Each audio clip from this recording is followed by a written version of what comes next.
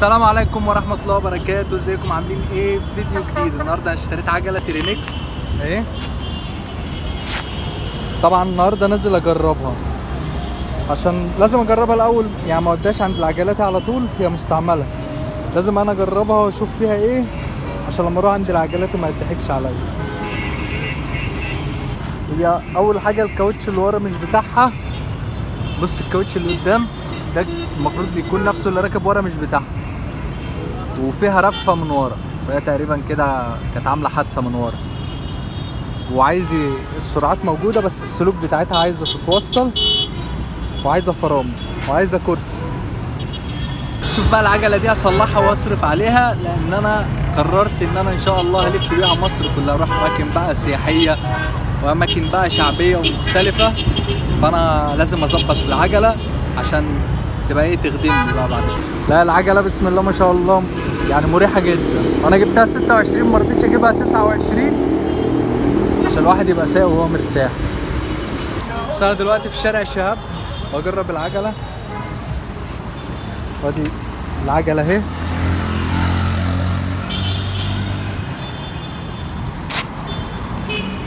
بص الشوارع بالليل عامله ازاي، يعني بخلي الناس تنزل تشتغل في المهندسين، وانا بحب زول المهندسين عشان كده. الشوارع رايقه. هنزل اتمشى بالعجله، ان انا بقالي فتره قاعد في المحل، فالواحد نفسيته تعبت، نازلين نغير جو. بقالي شويه بلف بالعجله فجوعت، فانا اكلت من مطعم من كام يوم جالي تسمم، فحلفت على اكل المطاعم. جبت دومتي ومش مقاطعه. العجل ده متعه يا جدعان، بالنسبه لما يكون معاك عجله مثلا كويسه سرعات وكده، وتنزل تتمشى الصبح بدري او بالليل، متعه. بص احلى فسحه. خير النهارده تاني يوم بنجرب فيها العجله، اهو طالعين مطلع. مرضتش تطلع معايا عشان الجنزير لما غسلتها عايز يتزيت او يتحط عليه جاز تقل. بص طالعين بيها كوبري، هننزل في ميدان لبنان على طول.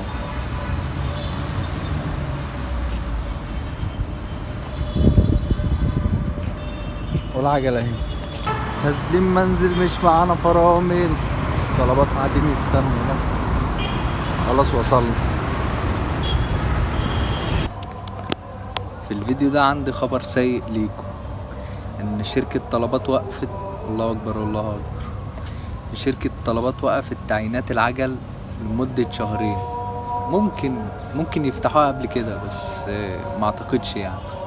وده طبيعي، يعني انا كنت بقول للناس قدموا قبل ما الاجازة تخلص، لان بعد اجازة الجامعات والمدارس وكده كله بينزل طلبات، فالعدد زاد جدا. فبقى عشان الناس اللي على الارض تعرف تشتغل ويبقى في اوردرات وكده، فطلبات معظم الزونات هرم، مهندسين، حتى شبرا قفلت تعيينات العجل. فاللي بيكلمني عجل اول ما التعيينات تفتح هبلغكوا على طول. وانا اسف جدا لاي حد بيتواصل معايا وانا ما بعرفش ارد على الرسائل. انا والله العظيم عندي كميه رسائل على الواتس كبيره جدا، ده غير شغلي.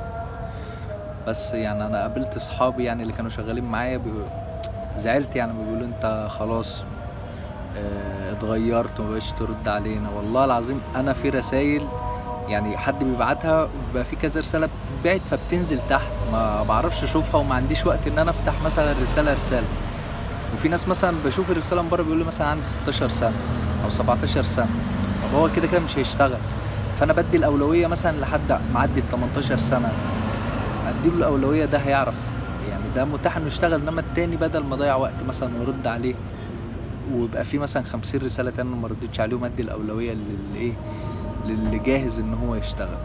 بس انما انا عمري في طبيعتي يعني انسان متواضع جدا، عمري ما اشوف نفسي على حد وكده، بس هي ببقى مشغول مش اكتر. عايز بقى دعم منكم بقى المحتوى الجديد اللي احنا هنقدمه.